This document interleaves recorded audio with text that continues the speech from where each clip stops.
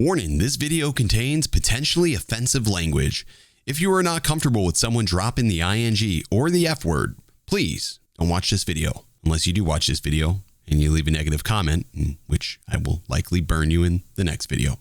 All right, so the Mavic Air 2 and myself have had a love-hate relationship over the course of 2 months' time. But one of the things I love to do when it comes to drones is talk about them in a long-term perspective. Today, I'm going to talk about whether or not this thing was hype or was it right. Let's get started.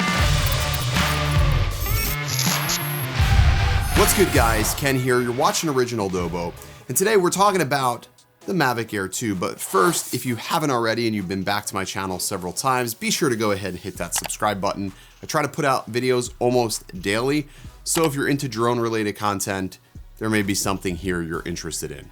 All right, so the Mavic Air 2, it's been out for a little while, and if you notice, I've sort of slowed down on the content that I've produced on the Air 2.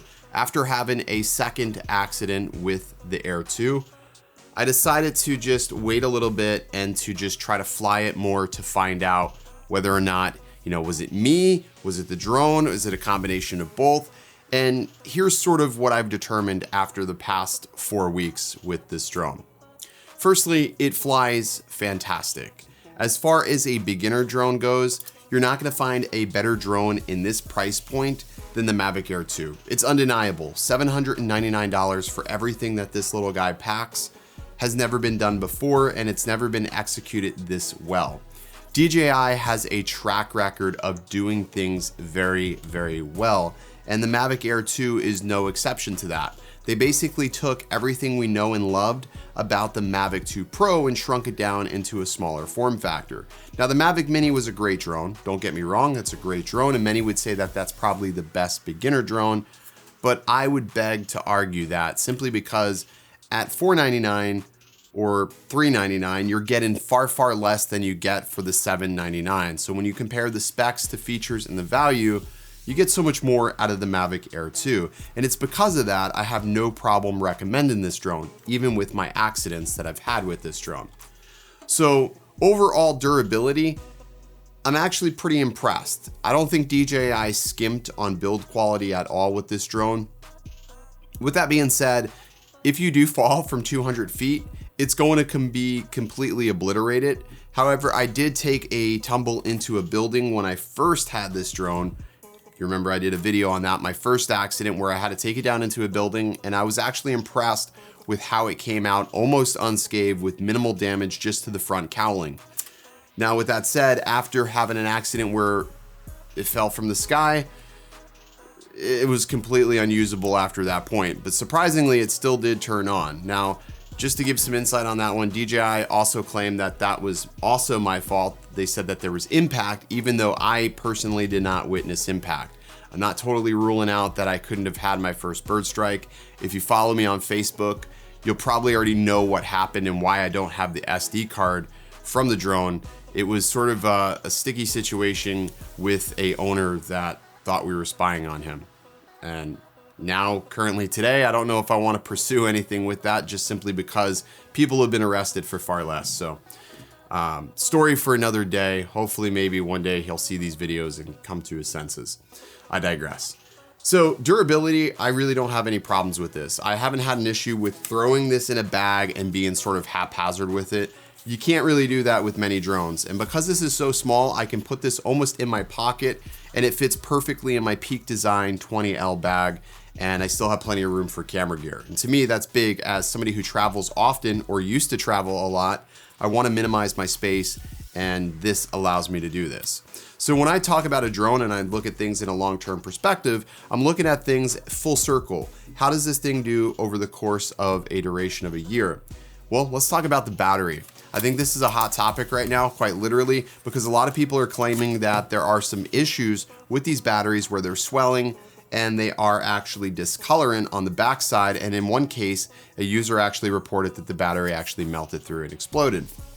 So in my testing with these batteries, I haven't noticed any sort of discoloration at all.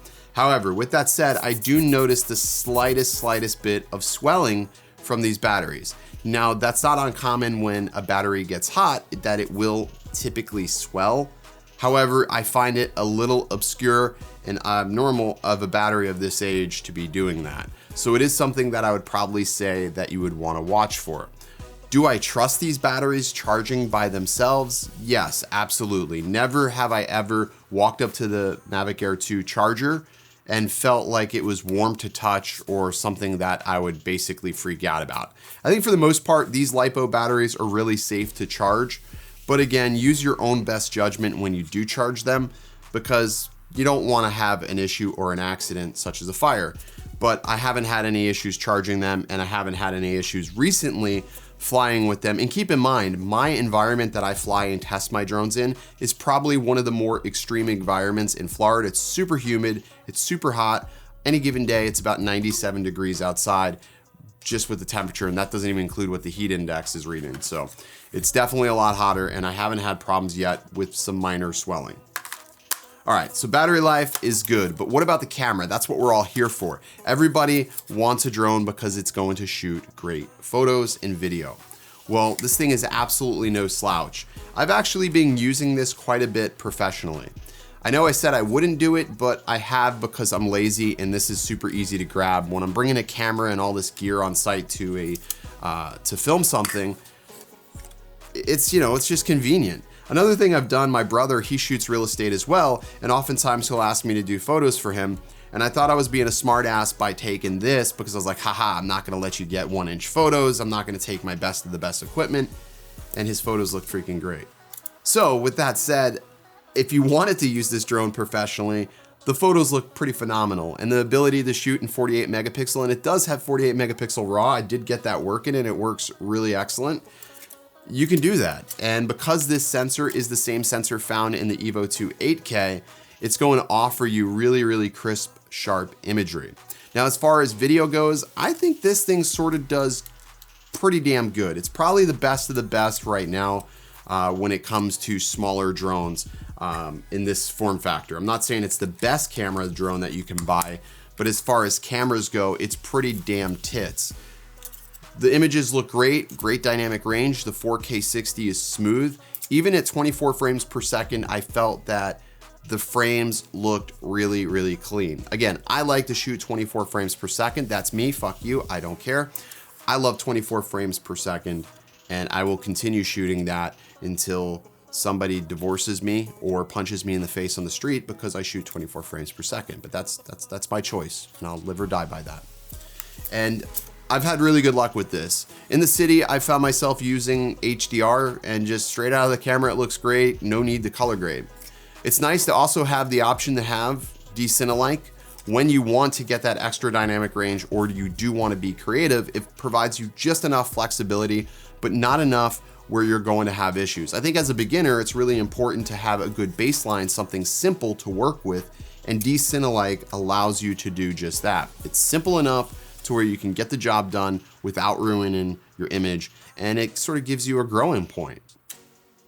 As far as time lapses go, I really don't do time lapses, so I really can't comment on that feature specifically just because I don't really use time lapses. Now, a lot of you guys will say, well, how come? It's an 8K time lapse. It's probably gonna look pretty good. And you're right, it probably does. I just don't have time to sit there and let a time lapse run effectively and stabilize it and do all that. So for me, the camera is a big win, and it's probably one of my favorite things about this drone. All right, the controller. Have I gotten used to this controller after using this for a couple of months' time? And the answer is unequivocally yes, I have. At first, I didn't like change, but after using this for a little bit, I've sort of gotten used to the ergonomics. It does feel a little bit better in the hand than the original Mavic 2 controller and the Mavic controllers that we've had for many years. I do like the convenience that this cord is already ready to go in here. It's easy to connect to my phone. You do have to be careful with cases that you use. I have had a couple of cases that didn't work. This is a Moment case, and it just sort of slides right in here perfectly, which is awesome. I feel that this is enough protection, but thin enough to where it still gets in here. Overall, I think the controller is great. I think this will get better if they allow us to use it with the smart controller. I think that's what we're all chomping at the bit waiting for, is smart controller support. But until we get that, I think this will definitely suffice. Now the Fly application, it's okay. It's not great. You're either going to love it or hate it. It's simplistic and it does need refinement, especially if you're coming from any other DJI application like the DJI Go app. It's just not something I'm super fond of, but it's growing on me, I guess. There is some things that they can improve on it, and I'm not gonna go through a list of what they can improve. Just know that if you are a beginner using this drone, you're not gonna have an issue. And if you're an intermediate pilot, you're not gonna have an issue. Actually, nobody's gonna have an issue with an application. I think ultimately as pilots and purchasers of tech, we just love to bitch about things, to bitch about them because they're not 100% perfect. The reality is there isn't a perfect drone and there isn't a perfect application. Yeah, I'm not drunk this morning. So I guess at the end of the day, would I buy this all over again, knowing all the experiences I've had? The answer to that is yes, absolutely. For the vast majority of my time with this Mavic Air 2, I've had a great experience. A couple of things I have learned along the way is always put DJI Care Refresh on all of your freaking drones. It's $79. Why didn't you do that? I don't know why I didn't do that, but I would have already been over my limit at this point. So this is my third one, and I put DJI Care Refresh on it, and hopefully nothing ever happens again. Again, I have to be able to recover the drone, but you bet your bottom dollar if this thing goes down in a gorge or something, I'm gonna be swimming for it. I am not gonna let this one go out of my sight. But I think overall, you really can't go wrong. And the reality is, some people are just gonna hate DJI to hate them, because if you're the biggest dog in the room and you're the one that's cranking out the best type of product, you're gonna have people that naturally hate you. The more success you find in an industry, the more people will dislike you because they are mad that they can't do the same thing. And the reality is we really don't have any competitors in this space that can even compete closely to what DJI is offering us today. I know there's a lot of people that feel like it's a Chinese product and they're spying on us, but I've never had that type of concern, not from DJI, not from any one product really specifically. And so many people have done research on these to really sort of debunk that whole mystery. So if you're concerned with things like that, I don't think that that's an issue. You're really not that interesting, I promise you.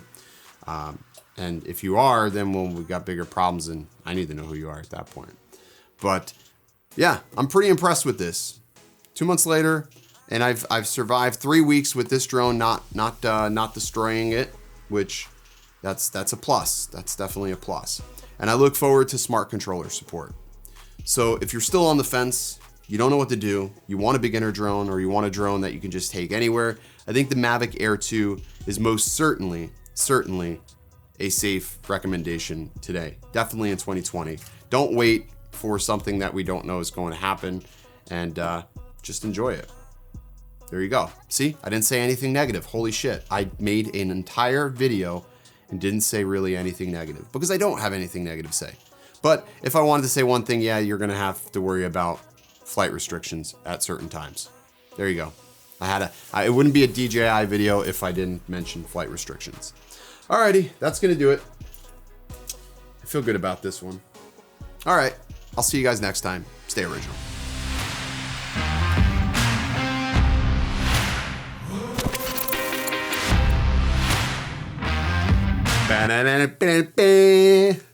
All right, in today's stupid commenter of the week, we've got James Unger.